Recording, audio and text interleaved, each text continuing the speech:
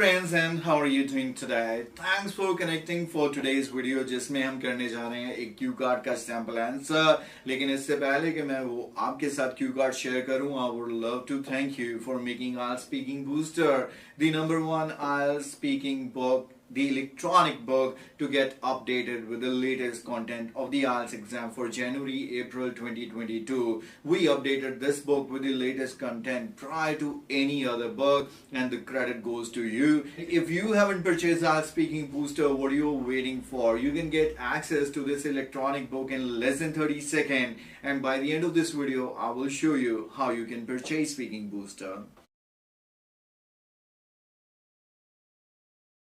तो आज का क्यू कार्ड है talk about a story that you remember from childhood. इस क्यू कार्ड पे मैं ज्यादा टाइम आपका बिल्कुल भी नहीं लूंगा क्योंकि ये ऑलरेडी मेरे चैनल पर क्यू कार्ड अवेलेबल है। उसे आप कैसे ढूंढ सकते हैं उससे पहले मैं आपको अपने नए चैनल के बारे में बताऊंगा। ऑडियो स्टोरीज मेरा एक यूट्यूब चैनल है जिसपे मैं आपके साथ शेयर करता हूँ बहुत सारी interesting stories, and I believe आपने डेफिनेटली वहां पर मुझे सब्सक्राइब करके रखा हुआ है।